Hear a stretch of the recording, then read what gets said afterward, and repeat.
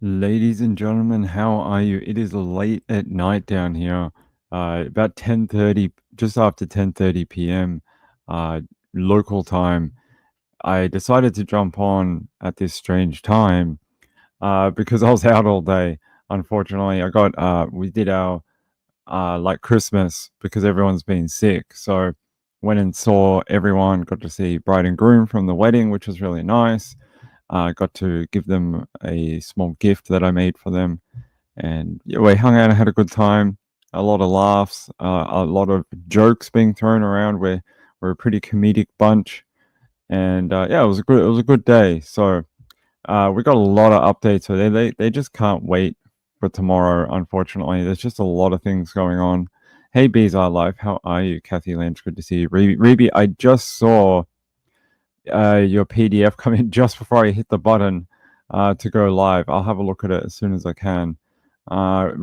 Betty C, how are you, my friend? Maureen, good to see you. Only 7:30 p.m. in WA. Are you West Coast people? Very lucky. Actually, that's where the bride and groom are going. They're heading to WA after New Year's. When are they going? Yeah, that's what I said. Like what day? Yeah, I don't know either. So yeah, they're heading to WA for about 2 weeks. So heading to WA to I don't know what they're doing, hanging out, relaxing, making babies. I don't know something. They're doing something. All right, we got stuff to get through. We got stuff to get through, and it's late at night here. This information just dropped, actually, just like not long ago. Um, Dominic P. What is going on with my camera? Yeah, there we go. Dominic P. Not going to appeal his conviction. I find this fascinating because to me, this reeks of, he says, and I quote here, Dominic Pelicot, or Pelicot, or whatever his name is, no T on the end, Pelicot.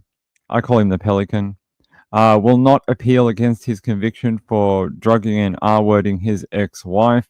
Lawyer says he wishes to spare Giselle a new ordeal after the marathon trial convicted 51 people. Um, I've never heard such BS in my life. I think his legal team went to him and went, I don't know what you want us to appeal, but you're pretty screwed because you're on all the videos. They found it on your computer. The evidence is what they call in legal circles insurmountable. And he's about to do another trial for a murder charge. So there's no loyalty here. The fact he tried to make this sound like some way of saving this woman, his ex-wife, who he degraded and abused for so many years with drugs is ridiculous. It's ridiculous. There is no loyalty here. There's no saving his ex-wife. This is not a hero moment. It is literally a man with no options and nowhere left to turn. That is it. Nothing else. Um, no other words. Yeah, I can't do that. I struggle in like Photoshop. That's it. Um, this is nothing about his ex-wife. This is all to do with him. He's got another trial coming up. I don't exactly know when that one's going to take place, but you think this one's bad? He got 20 years for this. He could be looking at much longer. This guy will never see the light of day.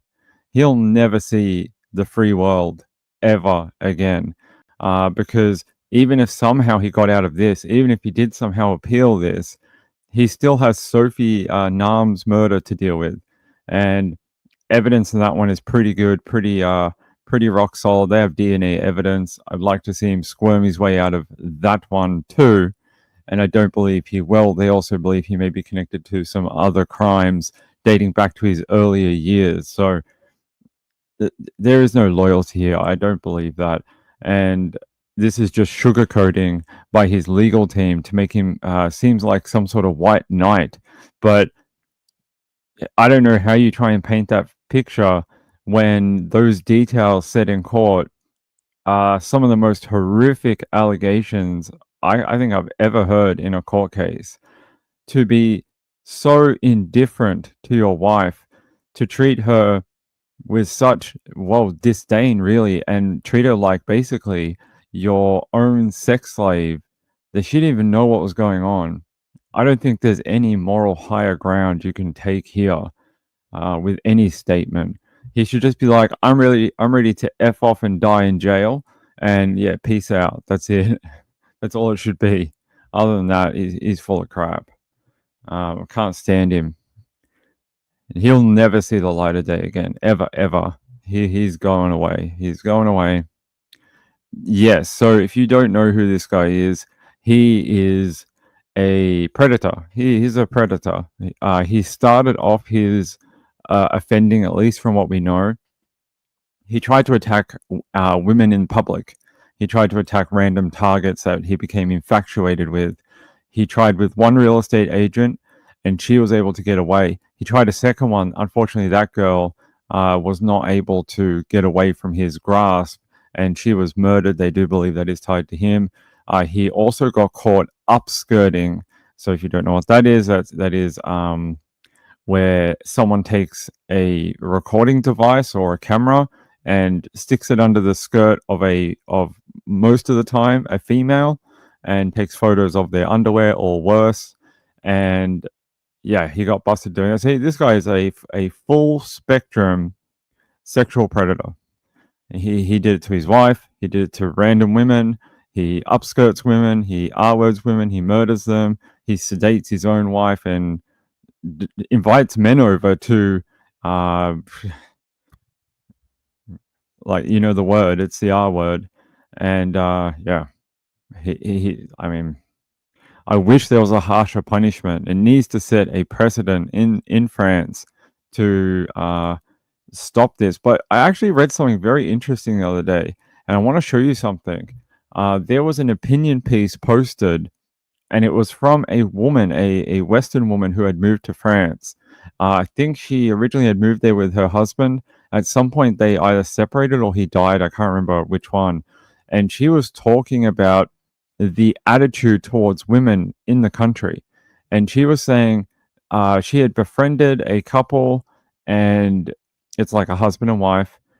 And the husband would like greet her by grabbing her breasts. And this was like some sort of funny joke. Like, this is just how they treat women. And she's like, since she moved to the country, she's experienced a lot of this type of casual sort of essay, sexual harassment, if you want to call it that. And she says she's just now adapted in her life because there's no other way to live it there. And this is sort of just how men treat women over there. It sounds pretty horrific. This woman, get this, how old do you think she might be? How old? Because I was reading this article, I was like, man, she must be a pretty hot 35-year-old. I was like, yeah, I could see a hot 35-year-old getting harassed in public and stuff, getting her boobs touched or whatever. And then I read the article a little bit more, and the woman was 70. 70.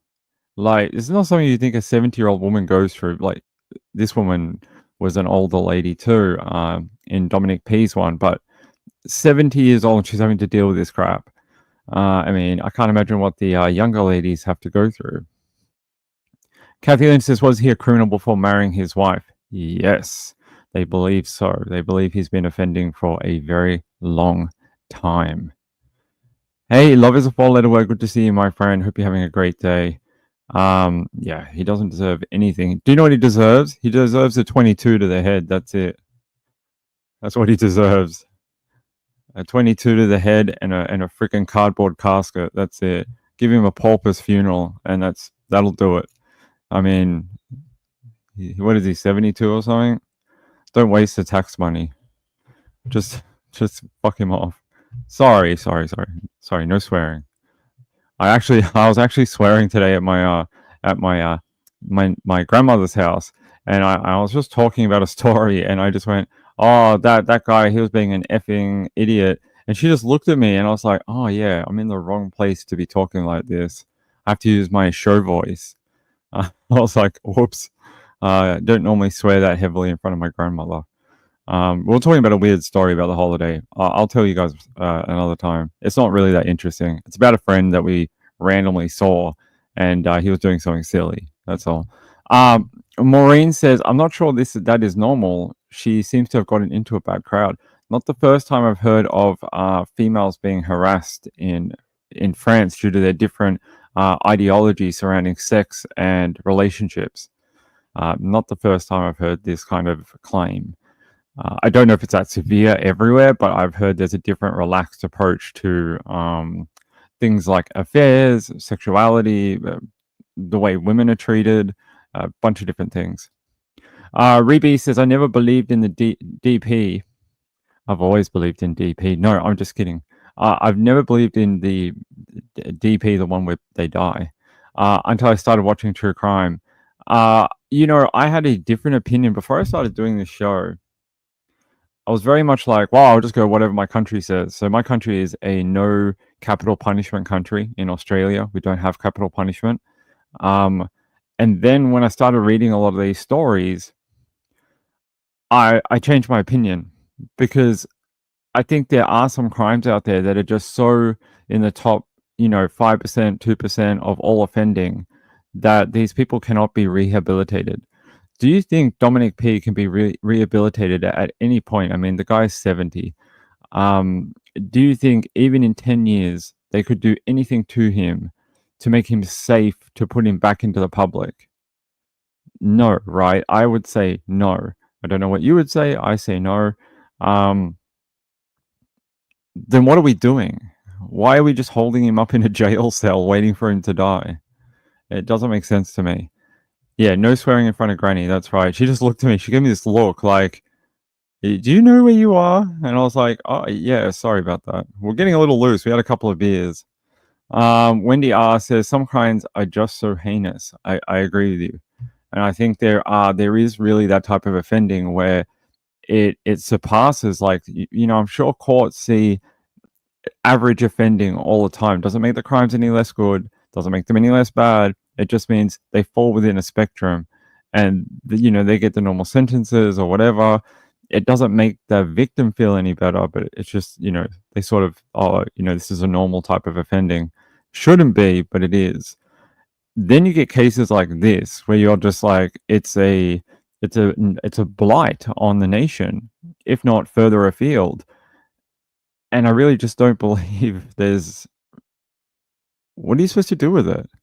Just be like, wave to him every day. Hey Dom, enjoying your 20 years. Hope you die soon. Have fun with that. Yeah, he cannot be changed. I think he's shown that through generations. I mean, decades of offending. He's also changed his MO throughout his offending to fit his life. When he could no longer attack young women, he didn't know what else to do. So he attacked his own wife. And I think that's because of mobility. I don't think he was as mobile as he was when he was a younger man. I don't believe he had the same. A lot of these guys that commit these type of crimes are quite charming. Not saying he is. I'm just saying they are. They got a way of talking to people. And at 70, he may not have had some of that. What do they call what do the kids call it these days? The Riz. He may not have had much Riz left. And combined with some mobility, being able to get away quickly from crime scenes, he moved his offending closer to home. So I think he's an absolute just. There's just words I can't say on YouTube, but yeah, his not appealing has nothing to do with sparing his wife anything. That woman has like shown the world what she went through. I don't think there's any saving anything for her. She has to somehow look at what has happened to her through no fault of her own and find a way to live the rest of her life. I'm sure she is already well on the way to that. She was able to get through the court. She was able to get through trial. She faced him in the courtroom. That takes a pretty strong woman, a woman of very strong ethical character. And I think that's why she wanted her anonymity removed. She wanted to show the world what had happened to her. Hopefully, so it brought a spotlight on those type of offenses. You look at the guys. What is it? 51 guys that they're able to identify. Over 50 men that were okay with going to a guy's house and sleeping with his wife while she was 100% unconscious. I'm not even going to call it sleeping with. It's a crime. There's no consent. It's a crime. End of story. Um, what kind of men are okay with this? And if you take that sample size and expand it over a population, how many men do you end up with within a country? It's a pretty good sample size, 50. We don't normally get that. Yeah, expand that over a whole population. Be shocking. Wendy R says they had a lot of what? I have no idea what you're talking about, but let me have a look. Oh, the Beach Boys. Not a Beach Boys fan. Not a Beach Boys fan. I couldn't even tell you. I might be able to name one of their songs. That's about it. I couldn't name anything else. Um, not a 60s 70s Beach Boy fan. All right, that's the Dominic P stuff. I don't really think there's much left to talk about except for slam that door shut if you ain't going to put the 22 in his head and just walk away. Although I am looking forward to his trial for Sophie Nam, or Name or whatever however you pronounce her name. Looking forward to that because I'd love to see him squirm on in the court on how he murdered this woman. So that'll be good. Nice to see justice for her too. Her parents have been waiting since 1999 for any sort of help. So Wendy R says we're much older than Ping. I'm an old man now. I'm over 40. I'm old. A sensible crime says hello. I'm never awake when Ping is on. Hey, my friend. Good to see you. Good to see you. All right. I want to talk to you about a different story. We've done this type of topic before on the show, and it's always a little divisive because we get some people who believe in castle doctrine and some people who believe it's not okay. I personally think it's a good law. Being able to defend your property and your home is a right that every citizen should have. What else are you supposed to do if someone breaks into your home? Just be like, sure, come in, please beat me and sexually assault my wife. Have fun. Take the keys while you're here. We got a great car. Please take that with you. So no, you want to shoot an intruder? Great. Ping's good with that. But this is a little different. I've been posting a bit on this on social media. So a 42-year-old man named Edgar has been charged with murdering his neighbor, a 60-year-old man named Michael Wickham, during a driveway showdown at Mount Pritchard in Sydney Southwest on Saturday. They say basically this disagreement here. This is the man here, the man on the lower part here. This is his father. They say the disagreement between the two neighbors was there was a giant gum tree in the backyard, and during severe weather, the neighbor Michael was worried that eventually it would fall and either kill him or damage his home, something like that. And apparently, a storm came through a couple of days ago and dropped more heavy branches that barely missed his home, his family, that type of thing. So he went round to Edgar's home, hoping to finally get this guy to act on it. That's not what happened. When he arrived at his neighbor's house, his neighbor came flying out of the door. They got into a bit of a scuffle, and the man who has now been charged with murder, Edgar, he put him in a headlock for 10 minutes until he basically died. So he died at the scene. But that's not the only thing. I'm going to show you a little bit of CCTV here, then I'm going to show you a news article, okay? So this is them scuffling on the driveway. A 42-year-old man versus a 60-year-old man. So let's watch this. Here you go. It's not very long. This is them on the driveway, trying to duke it out a little bit. It doesn't look great. And then he gets him in this vulnerable position. He allegedly tried to grab a child. We don't want to know about this abduction. We don't care about that right now. So this is the gum tree right here that they were talking about. And you can see how close to the home it is. And he was worried that it was probably going to fall or hit one of their properties. And according to other people, Edgar had no interest in doing anything with it. He was like, it's fine. I don't want to do anything with it. I have no interest in helping you or doing something about it. And as you can see, just how much wood and branches that had dropped at one point. This is from the Daily Mail, Matrix News for the Daily Mail. And you can see, like, that's quite a lot that's been chopped up since that last storm. So I ask you, do you think a disagreement between neighbors of this caliber, this is not like, hey, you came over and you slept with my wife and I'm going to shoot you in the face. Like, I sort of get that. But is a tree worth killing someone or dying for?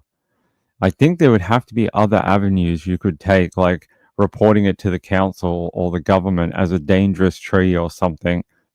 A dangerous. There's jokes there somewhere about pings being very serious. Dangerous trees. Someone write the jokes. Um, but yeah, this man now dead, deceased. But one of the things I hated about this, while he was on the ground and in this headlock, just other people turned up and were like, "Oh, what are you up to? Oh, killing someone? Sure. Hey, let me just chat to you about the weather." It was very strange. I'm just trying to grab the original footage if I can. If I can. Here we go. All right, here we go. I'm going to take you to 7 News Australia on YouTube. 7 News. You can find them on YouTube or 7news.com. And here we go. We're investigating if a man was murdered during a neighbourhood argument over a gum tree in Sydney's west. Detectives seizing disturbing footage allegedly showing the victim being held in a headlock in front of neighbours, and a warning some viewers might find these pictures confronting. Pulling into a driveway yesterday afternoon, this wasn't the first time Michael Wickham had come to have words with his neighbour, but it would be his last, trading blows and struggling with 42-year-old Edgar Campos. What happened next? We won't show further, but by the time police and paramedics arrived, 60-year-old Michael was dead. A lot of policemen here and police cars, a very bad thing in community. Officers arrested Campos and overnight charged him with murder. He owns an investment property next door to his alleged victim. Police told the pair had been involved in a long-running dispute over a large gum tree. Michael allegedly upset about branches dropping on his roof during recent storms. But the alleged killer's neighbours today defended him, saying Wickham had been turning up frequently. My neighbour, he's very good guy. Another guy sometimes come in here, just talk with him. And he said, "Don't come in my house." Michael was the sole carer for his elderly father, John. He'd moved in to take... I don't really want to know about the sob story about the father or whatever. I don't care. Father got bit by a dog, great, sue the dog. I don't really care about that. What I care about is the confrontation between the two men. I don't know why you'd even add that. Who cares? I want to know why they felt this was the method of fixing this dispute between the both of them. I don't think it looks that aggressive. And I actually think I was reading through the law today, and I will grab it for you and I'll explain what the New South Wales law for this is. Let me grab this. It's the 1998 home defense. Hold on. 1998.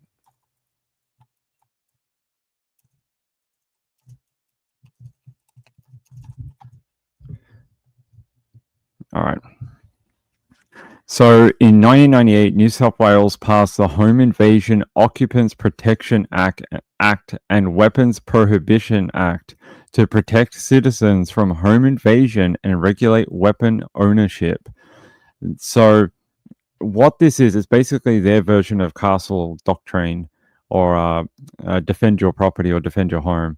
They say the bill declares that if it's imposed, so it declares that it is the public policy of the state of New South Wales, that its citizens have a right to absolute safety from attack within their homes from intruders, and point B, sanctions the use of physical force by an occupant in defense against an intruder if the occupant believes on reasonable grounds that his life or property are in danger. I don't know what you think. Do you think a neighbor coming around in a bit of a heated, voice is enough to invoke that defense in court. I am very interested in this because I personally think it would be a huge stretch to call that man an intruder. I think you would have to somehow demonstrate how your life was in like risk. This is more for like if you had a break and enter in your home and they held your wife and you at gunpoint and you pulled a revolver and shot and killed them. I think that's more what this law is for. But I could see a legal team trying to take a stab at this to get the client off by saying that while the video shows this man's very angry coming around to our client's home demanding stuff and yelling, and there was a physical fisticuffs and they started fighting on the driveway, and he had no choice. He thought he was going to die. I think it would be a stretch. I think when you have the power in the situation and you have a safe haven, which is you could drop the defender, the intruder, or whatever you want to call it, and retreat to your home and be safe to call police or something. I think you struggle to put a defense for this type of crime. I think it would be very difficult to convince a jury that this was some sort of life and death situation. Kathy says there have been so many physical and legal fights over trees and fences. That poem that says good fences make good neighbors is not always true. Yeah, it is true, but they've got to be like 40 feet high. That's how you do it. 40 feet high and like cameras and sharks with like lasers. That's how you do it. You know, like sharks and they eat people like great white. That's how you do it. Like put a moat around your home, 40-foot fence, sharks with lasers, crocodiles, maybe some like piranha. That's how you do it. Kathy Lynch says, I would stay in my home with my doors locked and call the police.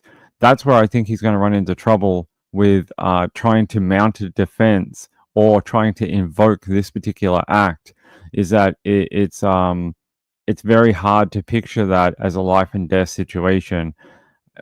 I mean, I'm not a lawyer, but I've seen people trying to invoke a self-defense or a defend your home or defend your ground defense before, and it's normally much more of a serious situation. But hey, I don't get paid the big money to make people's defenses. We'll have to wait and see. I can show you that act, by the way, New South Wales legislation. So when I saw this case, I immediately thought of this particular act, and okay.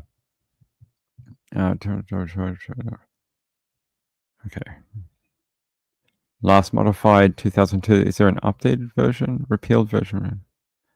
Okay. All right, that's fine. Yeah, I would be very interested here. They say in this act, a confrontation with an intruder means a confrontation with an intruder in which physical force is used. They describe a dwelling house includes any building or other structure occupied as a dwelling, and any building or other structure within the same curtilage as a dwelling house and occupied in connection with the dwelling house whose use is ancillary to the occupation of the dwelling house. Okay. Intruder has meaning given in section 4. I say, who is an intruder?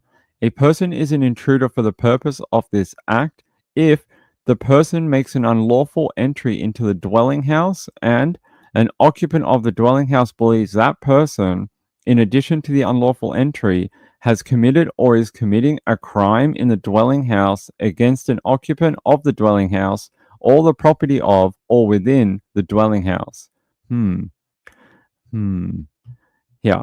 It says use of force to prevent attack, self-defense. An occupant of a dwelling house may act in self-defense against an intruder if the occupant believes on reasonable grounds that it is necessary to do so, or in defense of other persons, defense of property. And they're saying what are reasonable grounds? Whether grounds are reasonable for the purposes of section 6, 7, and 8, they're the ones I just read, is to be determined having regard to the belief of the occupant based on the circumstances as the occupant perceived them to be. Basically saying they think your life is in danger. Honest or proof in criminal proceedings. This is interesting.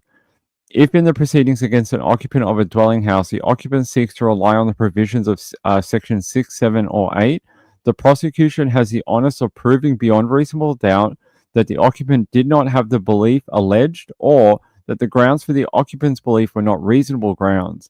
This is where the prosecution would try to tear this apart, by saying that there's no reasonable threat here. These guys knew each other while their relationship was frosty. It wasn't violent. The defense would have to show how that is counter to that narrative. So I would be interested.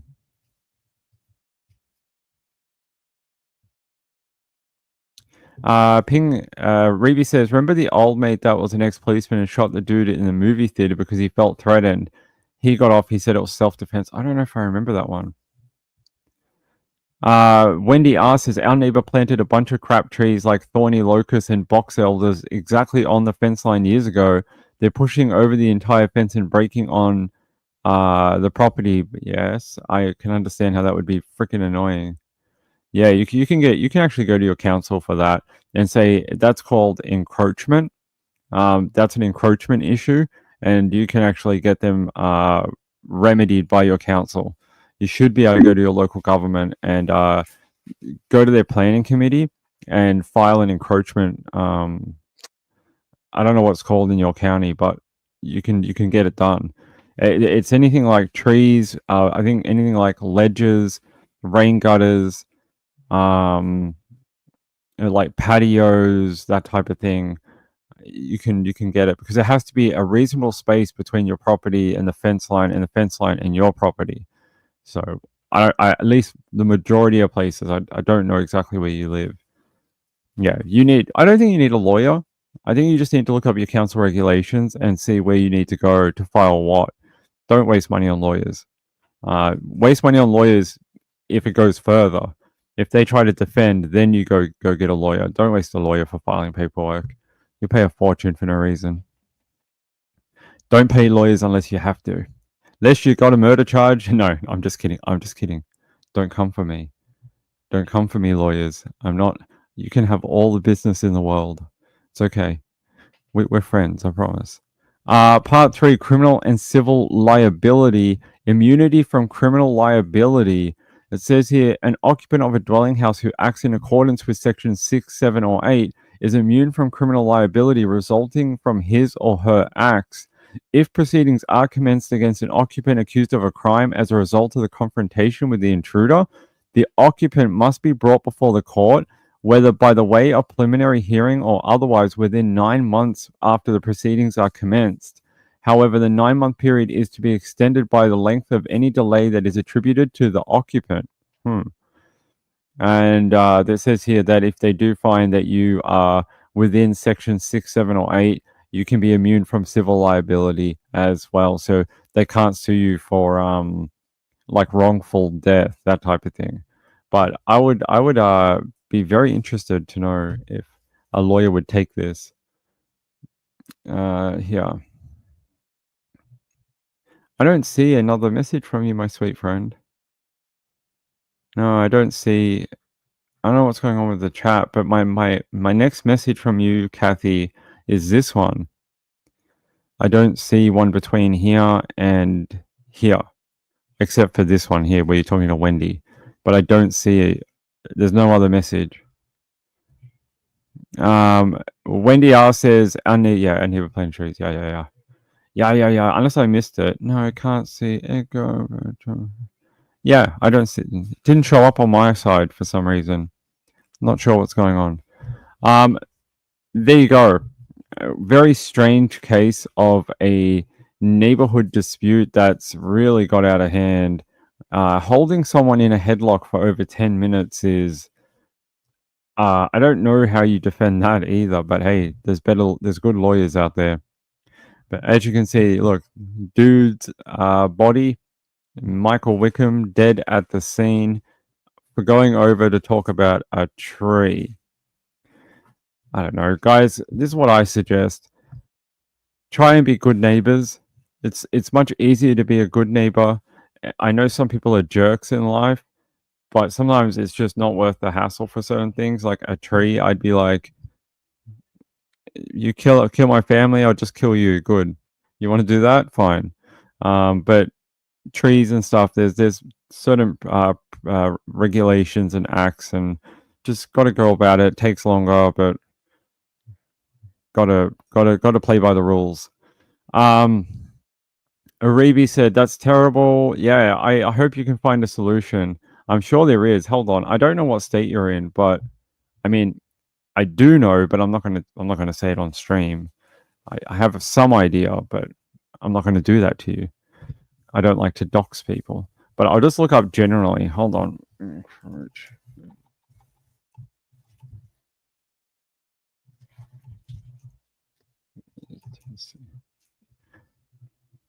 Yeah, let me look up just a random state.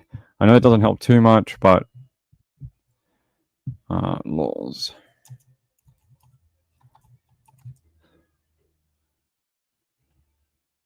What, encouragement laws? No.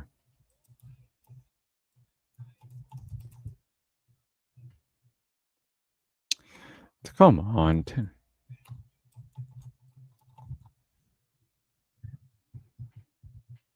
Okay.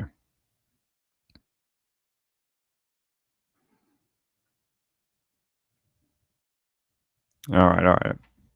So I just chose a random I chose a random like state in the US. It says that encroaching trees and plants aren't considered a nuisance unless they cause harm or pose a danger. I would say bringing down a fence would cause some sort of danger. It could be for any reason. Maybe a great white shark lives next door. You know, they always escape from yards, especially when fences are pushed over. However, the owner of the tree or plant may be responsible for any harm caused. Yeah, if you lose a leg to a great white shark, it may impact your ability to walk. They say, and may be required to cut back the encroaching branches or roots. They say a neighbor can claim a portion of these. No, we're not doing that. If you're having trouble with a neighbor, there are several ways of doing it. I'm looking up Tennessee right now. I know Tennessee is one of the laxest states in the U.S. They're like, oh yeah, unless you have a problem with someone and you can't, you know, pull a gun and show them that. That's how we deal with disputes in Tennessee. We just like pull firearms on people. They really don't give a shit over there. They got some of the laxest regulations. They're saying in order to obtain encroachment on funds, that's not what we want. We want encroachment of property.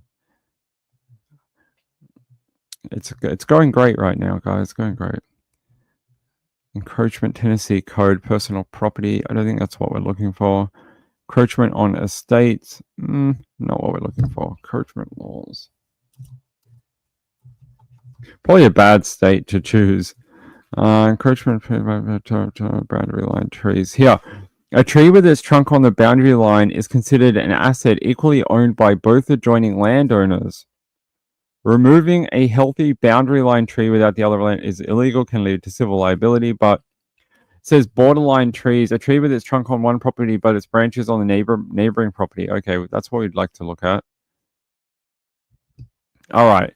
The Tennessee Supreme Court made it clear in 2002 that you definitely have the right to cut away any branches or vegetation to the extent it hangs over onto your property. In other words, you may cut branches up to the property line. However, you may not cut over the neighbor's property. The case is, what case is this? What case did they quote in 2002? Curry and Sons. What is it? Lane versus W.J. Curry's and Son, Tennessee, 2002. They cast shade drop leads. They happen to encroach on or join property above the ground. However,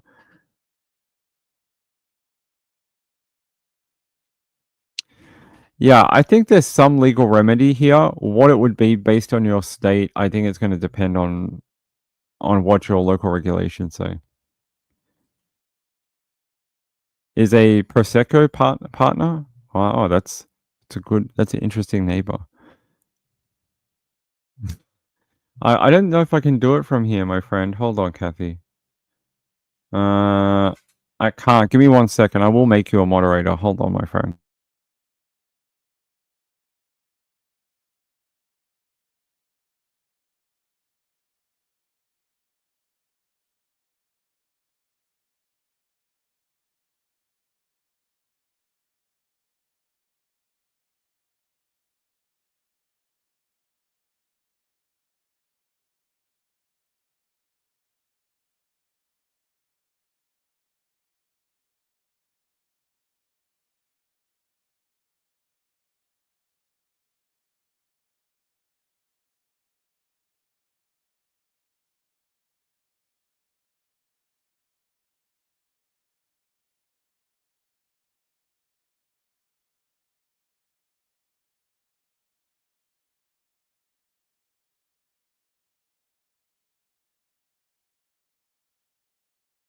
All right, it's done. If Reby and Kathy Lynch refresh, they'll now be moderators. So hopefully that'll help both of you out. I was going to give away a bunch of memberships, but we just don't have enough people right now. So let's see what other comments we have. Oh, was it? It may have got done by the YouTube filter. There's a filter on YouTube that sometimes grabs comments, unfortunately, and it's above our channel. So it's not like I can approve it or something like that, or a moderator could approve it. There's a so the level works sort of like YouTube channel moderators, and YouTube channel owner, channel moderators. It works in that order. So once you get above channel owner, there's actually a moderator that works for, it's like a bot or something, and it works for YouTube. So if you have a keyword in your message that they don't like, they'll just take away your message. It'll just be like deleted by YouTube. It used to happen to me all the time when I was working on Web Sleuths with Trish. Even as a moderator, it used to happen to me a lot. Because, I just don't sugarcoat stuff. I'll just be like, oh yeah, this was SA or R word, or she got R worded up the words. Yes, with great power and very few tools comes great responsibility. Have fun. Don't kill anyone. Don't ban anyone either. And if you ban someone and you can't figure out how to undo it, tell me, because then I'll fix it. We don't ban people here. All right. Interesting case. I think it's quite interesting. What about something fun? Why don't I show you what the world in Australia is like? Do you want to know a little bit about Australia underworld? All right, let's take you to Sydney. Sydney's a fun place. It's got a lot of interesting stuff. Like it's got what is it called? It's got an opera house. It's got a Sydney Harbour Bridge. It's got 1 billion people. It's got no rent. Like you can't rent anything because there's no friggin' places to rent. What else does it have? It's got train lines that are over 100 years old. What else? It's got a giant harbour. It's probably got great white sharks there somewhere. But do you know what else it has? It's got a thriving underworld where people die all the time. Oh, they die all the time. They get shot, and then you find a burning car like this one, and that's how you know a gangland hit has taken place. You don't look for the guy that's been shot. You look for the burning vehicle. You go, oh, burning vehicle? Oh, someone got shot. You're just like, oh, I don't know who it was, but he definitely died. They definitely shot him because they don't burn the cars unless they succeed. It's sort of like a victory lap. They're like, hey, burn the car. We shot the guy. He died. Let's just burn the vehicle. No, sorry. Wait, that's not true. Sorry. That's not true. They burn the vehicle to get rid of the evidence. Oh, that's why they do it. Okay, let's watch the video of the burning car. It's a wild light. There you go. It's New Year's. It's like Happy New Year's. Look at the burning car. Oh, look at these guys. Oh, you're just ruining the party. Don't put out the fire. We're gonna roast marshmallows and stuff. Come on. Refresh. Then you'll see it. Because I can see it right here. I can see it. Wendy R says, my mother thought she'd enjoy visiting Australia to see the animals which only live there. No. Can I tell you some really interesting facts about Australia? I will tell you some interesting facts. Most Australians haven't seen half the animals that you've seen on Crocodile Hunter. I don't know if I've ever seen an alligator, or not an alligator, a crocodile. I mean, I might have, but not outside of a zoo. I don't think I've ever seen a snake, although maybe I did once in Queensland. I don't think I've ever seen a funnel web spider either, although I lived in Sydney for 20 years, in Western Sydney too. I don't think I've seen a great white shark, although I do believe they follow me whenever I go into the ocean. I think they're always near me. That's why I don't swim in the ocean. And that's just sort of how it works here. It's a country like any other country. It's like going to America and walking into LA and going, where are all the bears? Where are all the black bears and brown bears? Like, I was promised bears. Someone on the Discovery Channel said in America there are tons of black bears. Like, I swear to God, someone was like, grizzly bears live everywhere. Why are they not in Hollywood? Why is there no grizzly bear walking down the street? Although in LA, apparently they have like coyotes that come into town now, so you might run into a coyote. Not the ones that abduct people and take them across the border. The other ones, the ones that are like an animal, with the sharp teeth. Kathy says, "Can you imagine the heartbreak of watching your car go up in flames?" Well, only if you knew it was your car. I mean, they probably stole it like half a year ago and been sitting on it for 6 months, so it's probably already been insured. Insurance is already probably paid out. It's probably like a dead car. Wendy asks says, "I'd be scared to meet up with the spiders." Why are they watching us? Why? Where do they live? I don't see any spiders. I'm in Australia right now.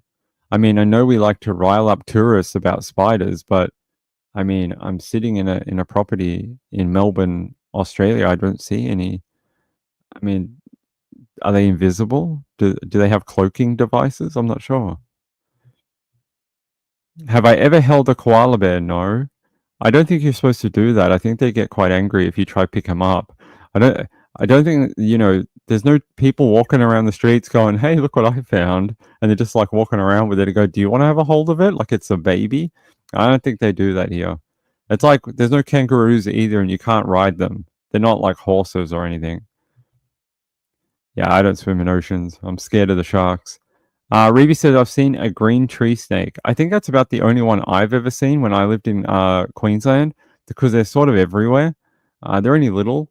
They're not like giant snakes that'll bite your face off. They're just tiny little snakes that live in trees. They're not really that dangerous, although they're apparently a little bit venomous. Reby said, "I've held a koala and it peed on me." Reby still smells like eucalyptus today.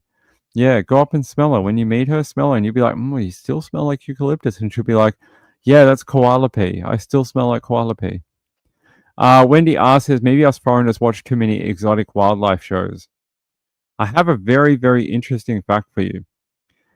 This is my opinion from someone who lives in Australia. The USA is far more dangerous than Australia ever is, for a number of reasons. Random gun crime is one. Two, you have way more dangerous animals. I'd rather see a snake than a freaking grizzly bear or a coyote or some other freaking bobcat or a cougar. Like, we don't have any of those things here. You walk around here, you'd be like, "Wow, this place is boring. There's a whole heap of ants." That's about it. There's ants everywhere. I haven't seen much else. Might be a koala somewhere, maybe a possum. But I'd be way more scared of the freaking. I don't want to go bushwalking and be like, giant bear comes out at me. Like, I don't want that. You have cottonmouth snake. What else do you have? Rattlesnakes. Like, I don't think your country is that different from Australia. You have great white sharks too. They live on your coast. You have tiger sharks, all sorts of dangerous marine animals. What makes Australia so special? What, that there's some snakes that might be able to bite you, but no one's ever seen one. I've never seen one. I don't live in the country, but the only place they live is in like 4 hours from any city. Like, we do get some venomous snakes that come into the city, but most of the time people see them pretty quickly and they're like get taken back out to the bush. There's not really. It's just funny. I find it funny people are so scared of Australia.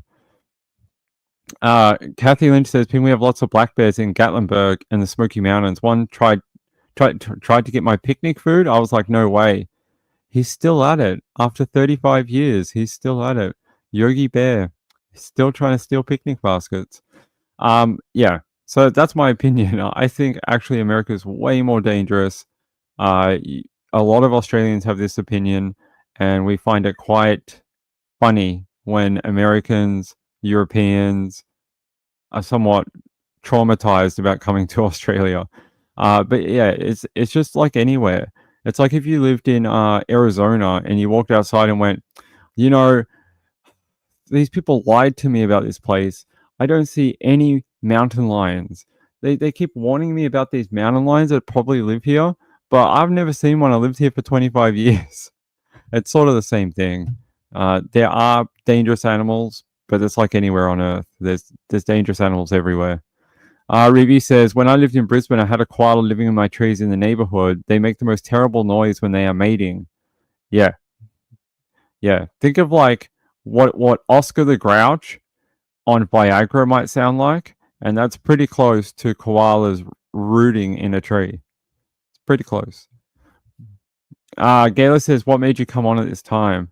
I got home from our family Christmas and I was bored. And I was like, oh, I'll come on and talk to people. Leisha says 5:24 a.m. here in Denver, Colorado. It's good to hear from you, my friend. All right, shall we keep going with the true crime? But I actually want to show you more about this this hit, gangland hit. Gotta love the gangland hits in Sydney. So this is a pretty regular occurrence. I've shown a few of them on my channel before. There was one a couple of months ago with the guys in the ponchos, and they came in and they killed the guy in his car, and you know, but they were wearing like full ponchos, so no one knew who they were. They're wearing like a invisibility cloak. But this guy's name is David Koo.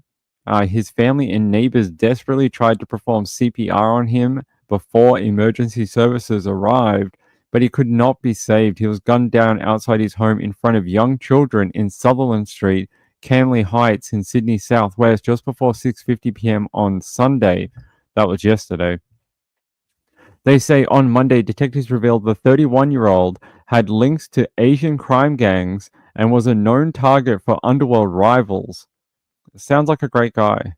After being shot several times while sitting in the passenger side of a car, he collapsed in a neighbor's driveway as his mother and other locals frantically tried to stop the bleeding.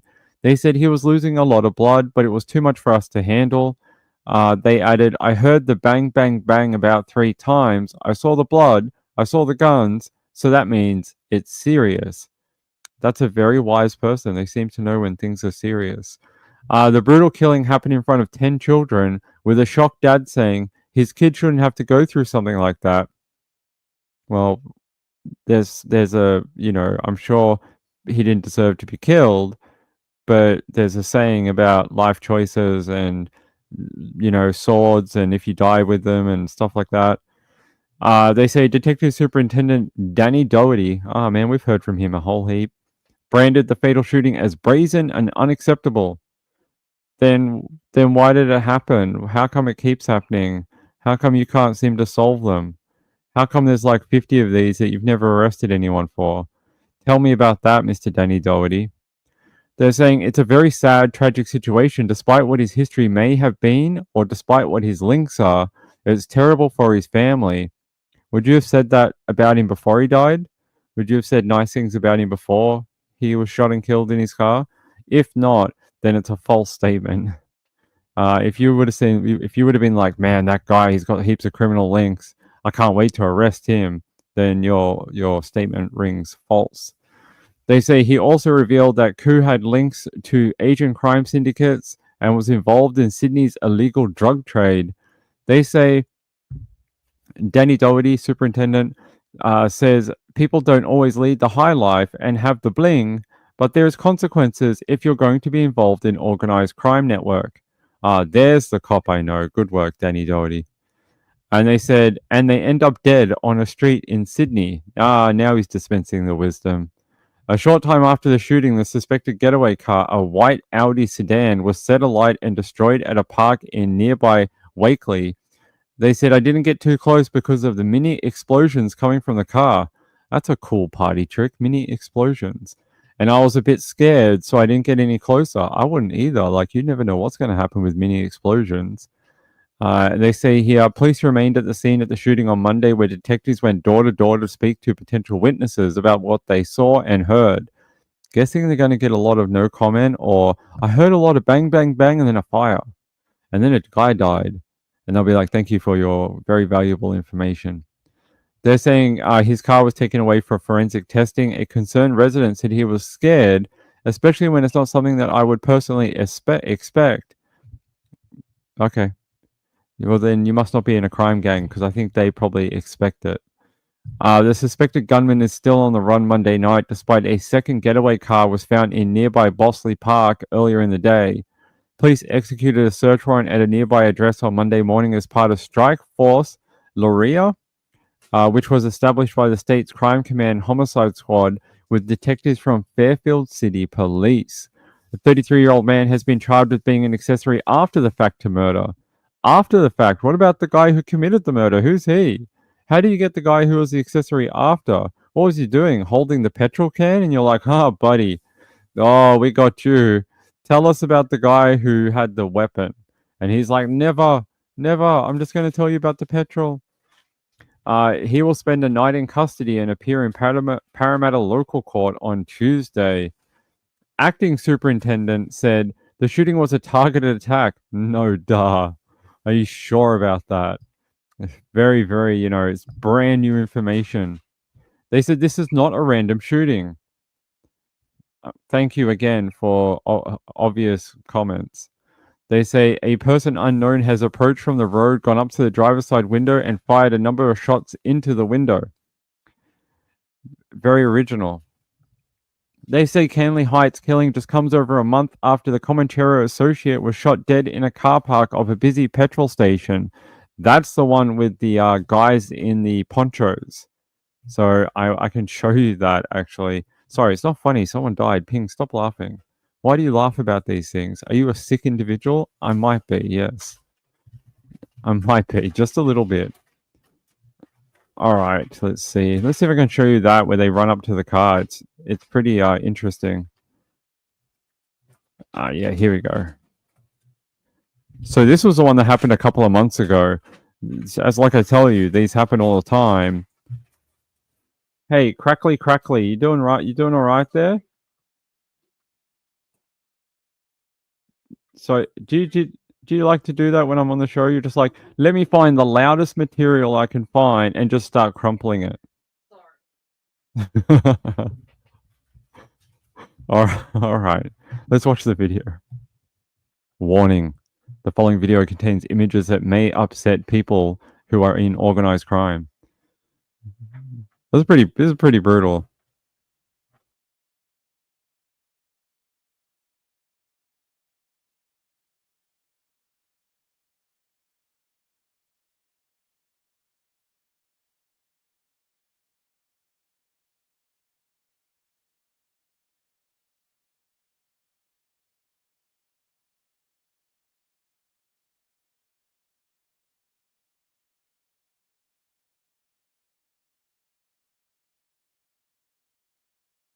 That was a different one. They played another one after it. There's just so many.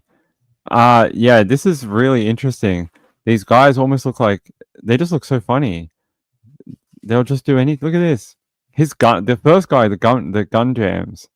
If you watch this carefully, the first guy runs up. You can't see it in this one, but there's a second man at the side there. He arrives at the car first, and he tries to fire into the car and kill the guy, but his gun jams. And then the second guy comes up and takes a fateful shot through the window of that car. But there you go. This is sort of what they get up to. They get angry at one kills another. They get angry about the guy killing that guy, and they kill one of their guys, and then they kill two of them, and it just keeps going. Dead people everywhere in Sydney.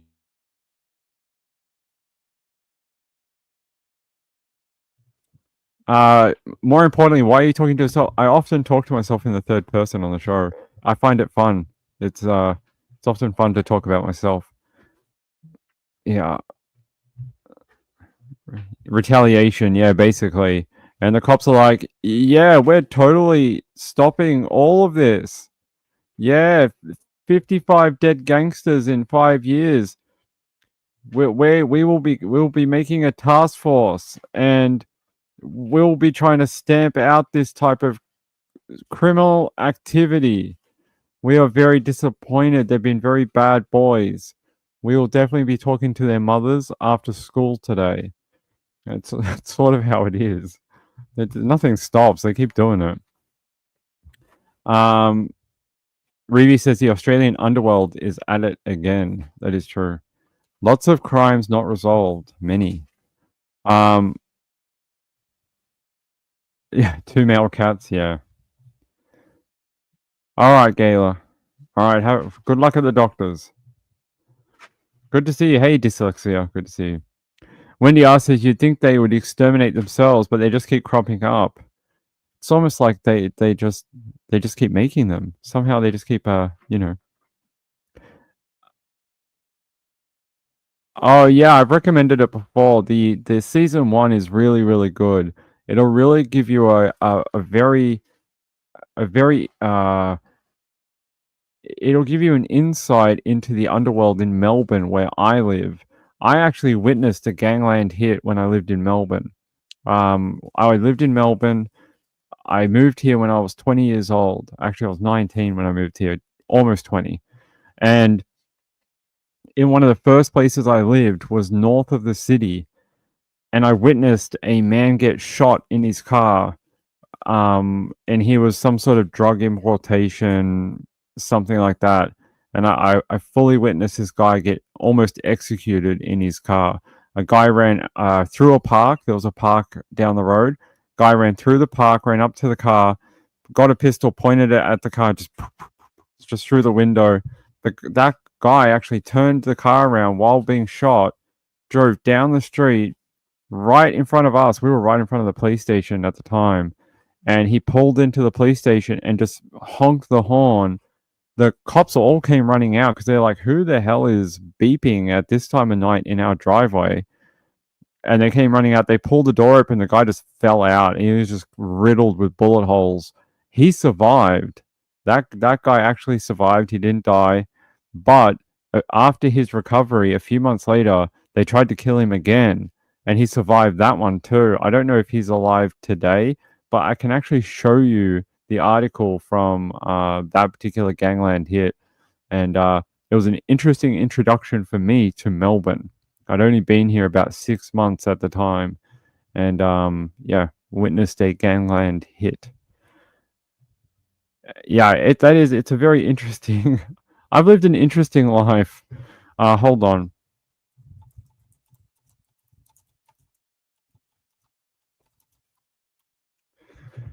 Let me see if I can find it. I know at one point I did... Yes, here it is. I found it.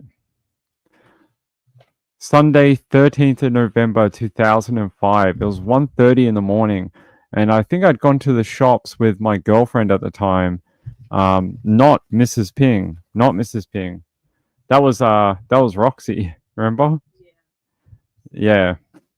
That was my girlfriend's name at the time was Roxy. And I went to the shops with her, and yeah, this happened. They say Melbourne police are appealing for witnesses to witnesses. What are you talking about, bro? We were right in front of the police station. They never asked us for anything. They just went, "Oh, go home." They never asked us for paperwork. They never asked us for our names. Maybe we should have come forward. There was crazy. There was cops like in helicopters, like spotlighting, because we didn't live far from the scene, and they were looking for the shooter all night. They were like spotlighting backyards, looking for where he might have run to. They said Melbourne police are appealing for witnesses to a shooting in Moonee Ponds early this morning. A 32-year-old man drove to Moonee Ponds police station about 1:30 a.m. in the morning and told officers he'd been shot by a stranger through the passenger side window of his car as it was parked on the Strand. He said the gunman ran from the scene towards Alexander Parade. The detective said the man's injuries could have been a lot worse. One would say he's quite a lucky man. He's received one gunshot to the chest and one to the upper arm. That dude was covered in blood when we saw him. Police have urged anyone with information about the incident to contact them. Yeah, so this was the gangland hit that I witnessed. I can't remember what his name was. She wasn't the stripper. She wasn't the stripper I lived with. The stripper I lived with, his name was Mandy. She was, yeah, not Roxy. Roxy was not a stripper. She wouldn't make a very good stripper. No, she would not have made a great stripper. Pretty girl, not a stripper. Mandy, definitely a stripper. Fortunately, Mrs. Ping never met Mandy. That was way before I met Mrs. Ping. Way before. So his name was Antonio Sergi. That was his name. That was the guy's name who was shot. And I'll see if I can find anything else on him quickly for you. He survived. They tried to kill him again a couple of years later. See, man faces court over latest drug bust A man charged over 2 Italian mafia-related world's biggest ecstasy bust has been arrested again over more drug matters. They say a man charged over 2 Italian mafia-related ecstasy busts has been arrested. Tonio Sergi was acquitted in 2007 after being charged over a 1.2-ton ecstasy importation into Melbourne, which at the time was the world's biggest seizure of the drug. They're saying he was among more than 20 people charged in August this year over the current world's biggest ecstasy bust, a 4.4-ton seizure in Melbourne of 14.5 million ecstasy pills worth $450 million. And they're saying down here, Mr. Sergi was lucky to survive an attempt on his life in 2005. Police believe they foiled another attempt in 2006 on his life. Both ecstasy shipments to Melbourne were attempts by the Calabrian Mafia in Italy to flood Australia with tons of the drug. Police believe being charged over the world's biggest ecstasy bust appears to have put his life at risk. Evidence suggests that those who organized the 2005 importation to Melbourne of 5 million ecstasy pills feared he was likely to expose them. The first attempt to silence him was in the early hours of November 13, 2005, after he was lured to Moonee Ponds. 3 shots were fired as he sat behind the wheel of his parked car, and he was hit in the chest and both arms. The gunman fled after Mr. Sergi pretended to be dead. And so this guy, he was really, really deep in the Italian mafia, and they wanted to get rid of him because one of their importations had actually been picked up by the cops, and I think they were pissed at him because it was like millions of dollars of drugs. Not only that, it was that again they thought they might get dobbed on to authorities from this guy to save himself from jail. So they tried to shoot him once. They tried again, and I think they even tried a couple more times later on, but he survived all of them. I believe he's still alive today. But interesting welcome to Melbourne moment for me, watching someone. I believe this was not too long after actually Hurricane, oh my god, what's the big one that happened in Hurricane Katrina. I believe this was a couple of months after Katrina. I remember watching Hurricane Katrina coverage not long before this shooting, and I lived in the same house at the time. But interesting story for if you've never heard me tell this story before. But it was in 2005. So tune in another time for more crazy life stories with Ping. Maybe I'll tell you about the time. My friend me and Terence were in Quakers Hill in New South Wales when I used to live in Sydney, and a gang tried to shoot us. Maybe one time I'll tell you that story. That is a very interesting story. I don't know. We'll see. Maybe people want to hear it. Maybe they don't. Maybe they just want to hear real true crime. But that is a very interesting story. Marylander says, I love to hear this stuff. All right. Do you want to hear the Terence story for a second? All right. So I used to have a friend called Terence, and I love this guy. I wish I still knew him today. When we used to hang around Quakers Hill in New South Wales, there was a local gang. But I don't know why. Never really found out why him and the gang had this issue. But we were coming home from being in the city, in Sydney City. We used to go to a nightclub in the city and hang out with other people.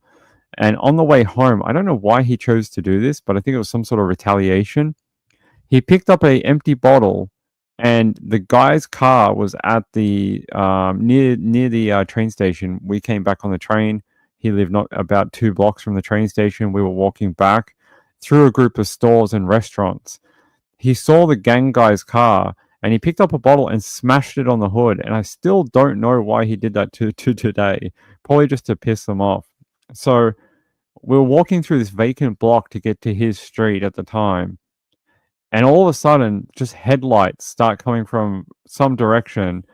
And a bunch of guys pile out of a car. And there's like 5 of us. There's like me, Terence, my friend Jason, another guy, and a couple other of our friends.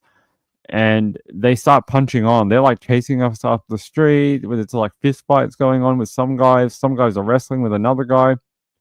And we sort of work our way up this street near to where Terrence lived. And then all of a sudden, we hear something and it's a gunshot. And we're like, what the hell's going on? And everyone starts to scatter. And we're like, we're not sure what's going on. The gang guys take off, and then a car rocks up at the top of the street. So it was like a eye. So there was a street at the bottom. There was a like one that went north, and then there was one east to west at the top. And we get to the top, to the east-west road up the top, and a car pulls up, and they pick up a firearm and take off. And it was a drop. They wanted to take the weapon in case someone was shot. Luckily, none of us were shot. We made it back to Terrence's home. He lived about 10 houses down on that east-west top street. And we made it back to his home.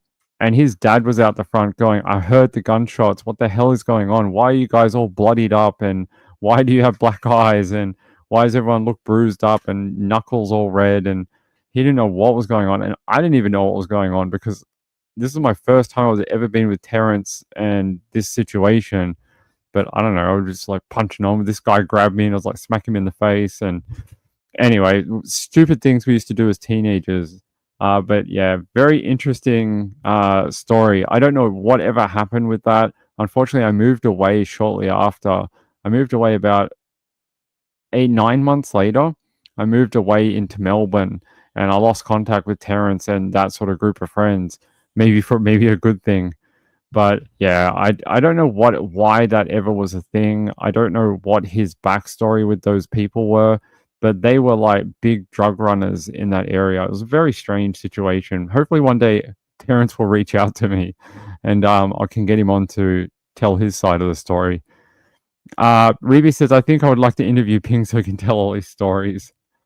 Man, I've lived a very weird life. I've lived a strange life. For a kid who lived in, like, I don't know what you call it, like youth housing or youth hostel, for a lot of my life. I've met hundreds of people. I've moved around a lot.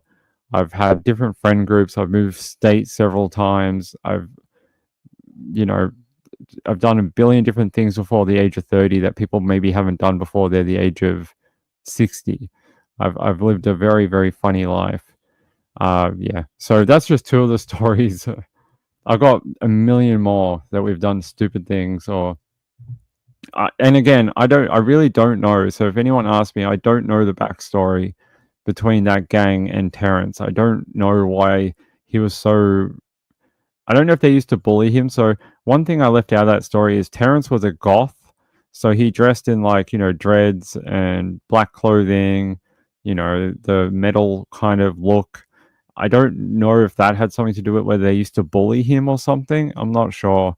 My memory is a little faded these days, but I'm not sure. I'm living a full life experience. I think if you asked me at the time, I wouldn't have agreed. I would have told you that my life felt pretty crap. But at least I got stories to tell as a 40-year-old. All right, let's get back to true crime. No more stories with Ping. No more stories with Ping. Otherwise, people will start coming out of the woodwork like Terrence. Although that'd be fun. I'd like to speak to him again. He's a good guy. Sorta. He got me into a lot of trouble. He had a little sister that I used to really, really like. He had this lovely little sister who she was really sweet, and I used to love going to his house to hang out with her a lot. She was, I don't know, 10 or 11 at the time, but she was very, very nice and very different from him. She was a lot more chill, and we used to just hang out and watch cartoons and stuff in the lounge room while they were listening to metal music. All right, no more of that. Far too many details about people who could be dead now. I've got no idea if he's alive today.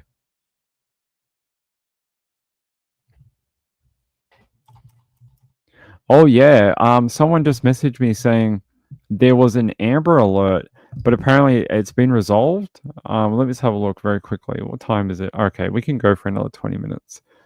There was an Amber Alert. Yeah, found safe. Elton Bailey? Is that how you pronounce his name? Elton. Someone just messaged me. Yeah, okay.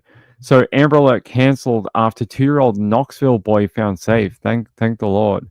Last thing we want is a 2-year-old being found dead around Christmas or New Year or at any time. Actually, give me 1 second. I need a drink. 1 second.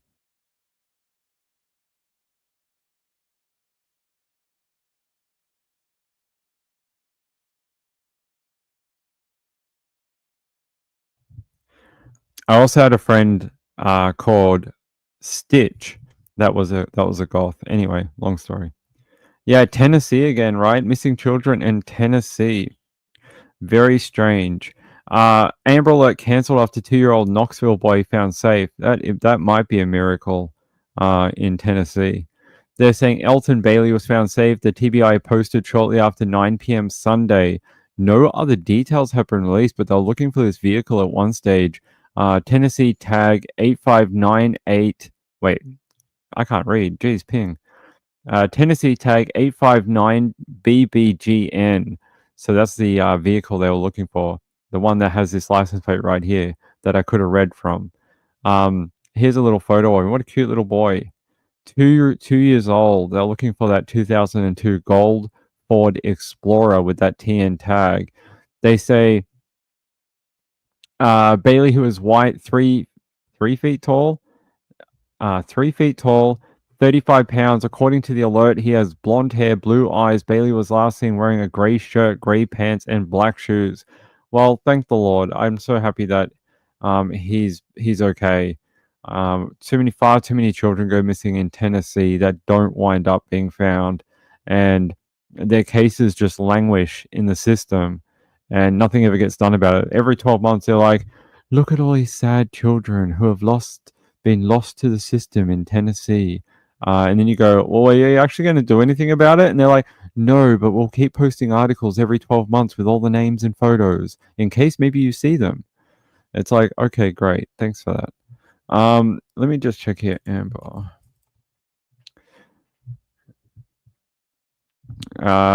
There was 2 up here the other day, actually. Where's DJ? DJ. Okay, I don't know. DJ sent me one the other day saying there was 2. Okay, maybe he's wrong. But the only one on here again, as we finish the end of the year, is the one name we haven't been able to get a resolution for. It's Sebastian Rogers. Still nothing.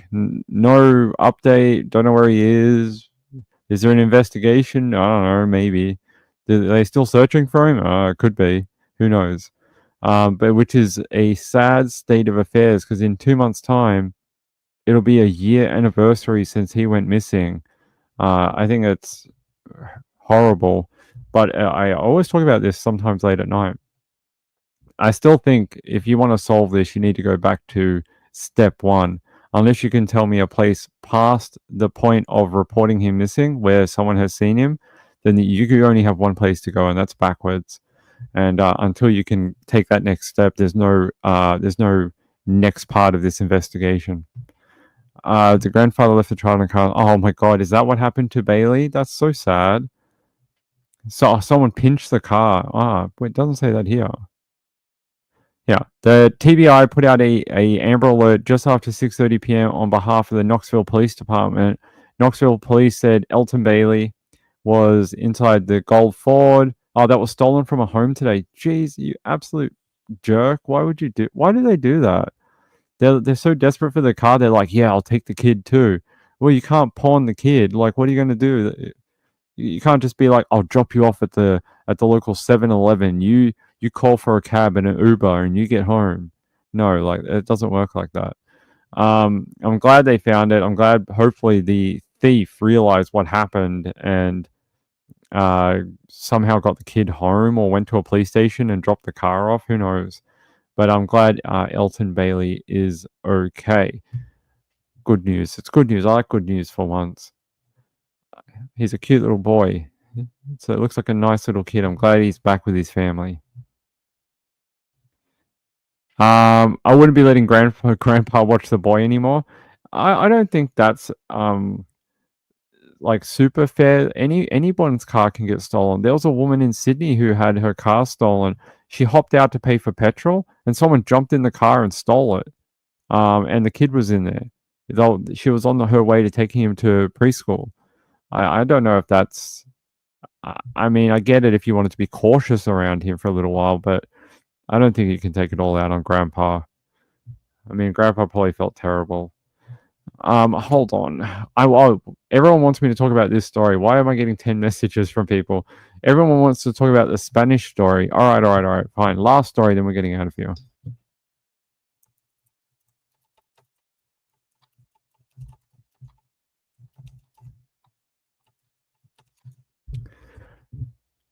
So I posted this earlier today and people went wild, and I was like, okay, all right, we can talk about it.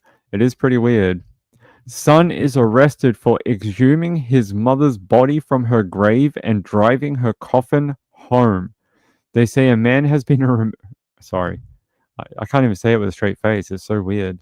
A man has been arrested for removing his mum's body from her grave at a Spanish cemetery and driving her coffin home in his car. He told an investigative judge today, after spending a night in a police cell, that he just wanted to check she was really gone because her death 3 days earlier had occurred so suddenly. What? Were you just like, I really need to know Mum is gone? Was there no open casket at the funeral? Could you not put your hand on her head? Are you not like, is the embalming like, a good temperature? Are you okay? Can we get you like a hot cloth? Can we get, do you want a hot drink or something? Here's some embalming fluid. I think that's, I don't know. Yeah, they say here, he was examined by a psychiatrist following his detention yesterday. Yeah, I would send him a psychiatrist too. Who concluded there was no reason to admit him to hospital. Are you sure about that? Are you quite sure about that? I'd get a different psychiatrist. They're saying the surreal episode occurred yesterday between 1 and 3 p.m. in La Coriana Municipal Cemetery. By the way, since we're doing a Spanish story, I don't really do New Year's resolutions, but what I do like to do is improve things that I'm very bad at. And one thing I'm extremely bad at is Spanish. I'm terrible at it, and we read a lot of Spanish stories, or words, or things like that. And I'm very slowly trying to learn a little bit because, well, I don't want to keep sounding so stupid. So it's my thing to get a bit more proficient in it. I know in America you guys learn in school, but we learn French and German and Indonesian. We don't learn Spanish. You're more likely to learn Japanese here than you are Spanish. So it is something I'm doing very slowly. They said he then proceeded to here. Witnesses informed a local priest after the woman's dead grown-up son marched up to the funeral niche where she had been laid to rest, yelling she had been taken from her home without permission. Yeah, I mean, that tends to happen. People often go to funerals yelling about people being taken away without permission, but they really need to understand that dead bodies can't just stay in the home. Otherwise, people will look at you weird and they'll start calling people about the smell. So, can't do that. They say he then proceeded to remove flowers from the tomb and put her tombstone on the ground before smashing a brick partition protecting the coffin and dragging it to his nearby car. Shocked onlookers are said to have tried to dissuade him from his extraordinary action, but he reportedly reacted by asking them for help before placing the coffin in the boot of the vehicle. How small was his mum that he could put a coffin in his boot? The boot of the vehicle, which he had already lowered the back seat so it would fit in, and driving the 2 miles to his home with it. Police found him and his dead mother at the property, still in her casket, and arrested him before returning the coffin to the cemetery so it could be put to its final resting place. You sure about that psychiatrist thing? Do you want to get a new one for the court? I'm worried that this one is just like, yeah, not crazy, take him to court. I'm not sure about this. And they said shortly afterwards a judge ordered it to be removed for a second time, this time with a warrant, and ordered police to formally identify who was inside and take pictures so the corpse could be checked for any damage. Why? What do you think he was doing to his mom? What, you think it's like a necrophilia type thing? I think it's pretty freaky. Like a Norman Bates type of deal, like mother, I don't know. The woman's bearded son, is that like supposed to be some sort of special attribute? Like They're like, oh, look at that guy. Her son's definitely bearded. They're like, I think it's an odd descriptor. They're saying here who's only been referred to by his initials as RAD. So when he goes to court, they'll be like, Rad, please come forward.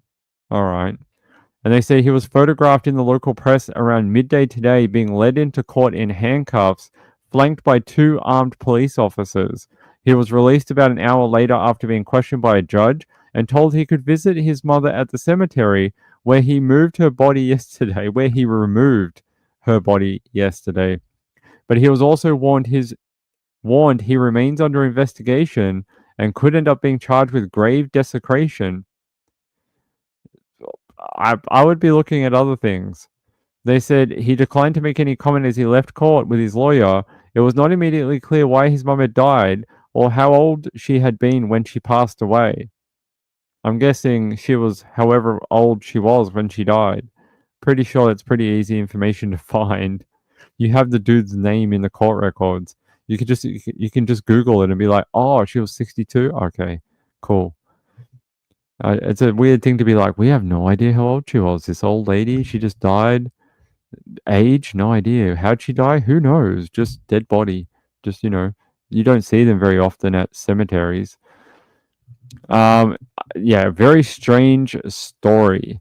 Very strange story. A man removing his mother's body and taking it home. Oh, we got a photo. Oh my God. Do we have a photo? I want to see this guy. Show me a photo with him and his mom. Ah, no, we don't have a photo. That sucks. It's a different guy. It's not the same guy. Let's see. Our son is... Yep. Here, let's go to the mirror. Dun, dun, dun. They say a man has been arrested after digging up his mother's body from her grave before driving the coffin home in his car. What the hell? They say the unnamed man... Why is he unnamed? You said he had a beard before. If you can tell everyone he has a beard, I'm sure you can tell everyone his name. I'm sure that's fine. They said he told an investigative judge he just wanted to check she was really gone. We have these interesting bits of paper. They're called a death certificate, normally done with an ME or, someone like that certifies that she's dead. It's not like you need to double check. I mean, like, if you're really worried, you could call the local municipal government and be like, did my mom really die? They'd be like, oh, yeah, we checked her several times. She didn't wake up. We even tried to tickle her with feathers. She didn't jump up or anything. We're pretty sure she was dead. They're saying here that, yeah, he spent the night in a police cell and was subsequently examined by a psychologist who concluded there was no reason to admit him to hospital. I'm not sure that they did such a great job. Yeah, I find this strange. Yelling she had been taken from her home without permission. That often happens with dead bodies. They can't really give any consent. It's not like they can be like, yes, please take me to the funeral home. I'm ready. It's more like they just take them, often without permission because dead people can't talk. So, yeah, this guy, I don't know what was going on with him. Because he didn't even do anything. He just took her home and then just left her coffin there. It's not like he opened it and was trying to sleep with her or something. It's odd. Yeah, I don't know what he's going to get charged with. Probably some sort of grave desecration or something. But grief can make some people crazy. I agree. Maryland just says, "Are you kidding me?" Oh, it's Sean the sheep. Oh, I remember this guy. He used to come here sometimes. And then he may have died. Did you die? I heard potatoes. Something about potatoes, Irish people, the IRA, something like that. The IRA got you. Like Belfast or something. I don't know. You have to tell me. Kathy Lynn says, way back in old times, a bell was put outside the casket with the dead person holding string attached to it. We need to go back to that. I want more bells at funerals. I think that'd be a great... How freaky would that be? You're just walking around a funeral and all of a sudden you hear a bell. People would jump a mile. They'd be like, oh my God, she rang the bell. Holy crap, is she really alive? I think that'd be great. We need more fun at funerals. They're too sad. Way too sad. I think that's all about it. I think that's about it tonight. I think people are, you know, I had a funny email the other day. Someone wrote to me and went, Ping, can you please drink more before you do live streams? And I was like, what? And they're like, your drunk live streams are amazing. Please do more. And I was like, I don't think we're going to do that. I was like, I don't think we're going to do any like drinking live on you know, on air. Sean says I'm better, thanks. Oh, good, that's good. No more potatoes for you. You know, you're not Irish. It's fine. Steak and some other vegetable, maybe carrots. Maybe they're safer. Maybe peas. Maybe corn. Maybe some other root vegetable. Celeriac, maybe. Crazy good stories. The IRA got him. I just told you. The IRA sent him a poisoned potato and he ended up in hospital. Very serious. It's not a joking matter, Reeby. Yeah. Kathy, you word it so funny. Sean, did you have a finger problem? He's like, yes, my finger puppet fell off and unfortunately died. It died a very sad death. All right. I might be getting a little crazy now. I should go for the night. It's midnight here. It's midnight in Melbourne right now. Ah, it's what happens. Sometimes, you know, you take your chances with delivered fruit and veg, and you know, sometimes the IRA just gets to you. You can't protect all the vegetables, Sean. You can't check them all. Sometimes they slips through the defenses. That's right. Yeah, it's midnight here, so it's 5 past midnight, and tomorrow is New Year's Eve in Australia. So I get to do 2 different New Year's Eve shows. So I'm going to do one tomorrow from Australia, and then on your New Year's Eve in America, we're going to do a really big one with Web Sleuths. So we're doing a fundraiser for Othram to help do some sort of like cases who need some funding to get their results. So we're going to celebrate New Year's Eve twice, once in Australia, once in America, and on 2 different channels.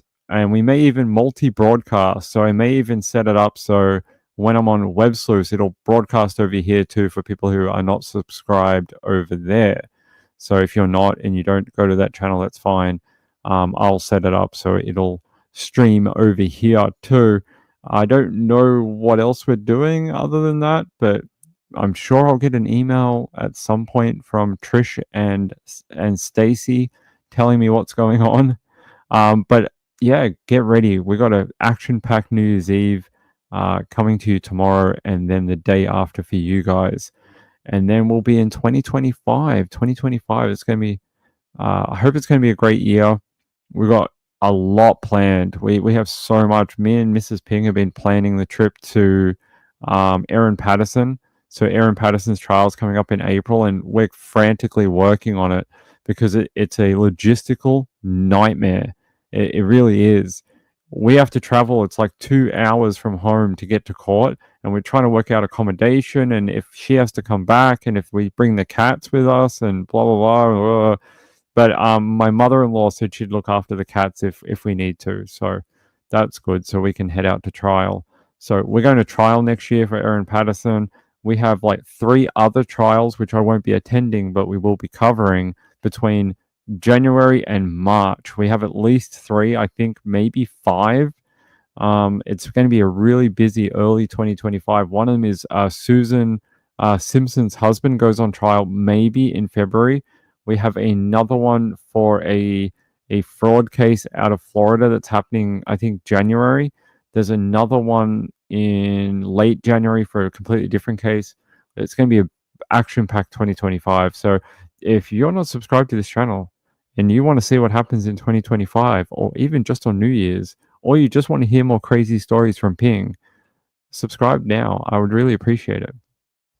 Oh, I miss all the jokes. It's okay. Wendy R says that we'll plan to be there. Good. I can't wait till we go to trial. It's going to be amazing. What time does these online festivities start? I don't know. What time do you want me to come on for Australian New Year's Eve tomorrow? Do you want me to be on? This is midnight right now. So we would be going into 2025 tomorrow at this time tomorrow. Do you want me to come on at this time, or do you want me to do our normal midnight your time? You have to let me know. Do you want to see 2025 come in Australia early morning American time? Let me know. Let me know. That's a very funny joke. What did Kathy say? I want to check it before we go. Oh no, I read this one. It was funny. I liked it. All right. Okay. I'm gonna go. We're gonna get prepared. In 24 hours, it's gonna be 2025 in Australia. So I think I'll judge from what people say in the comments and Twitter and emails. But I think most likely I'll come on 2 hours prior to now, sort of when we started this show, maybe a little earlier, and we will do countdown to 2025 in Australia. Then we'll do it all over again, for American New Year's Eve, the day after.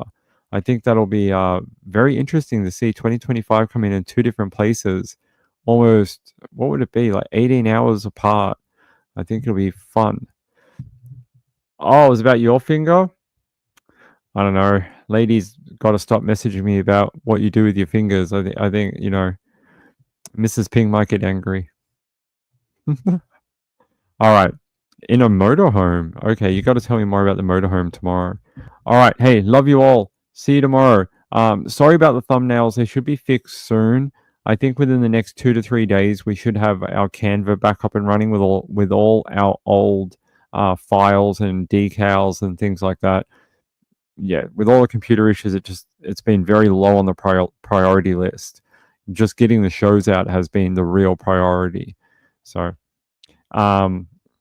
yeah, I'll see you tomorrow. Love you all. Good night. Bye.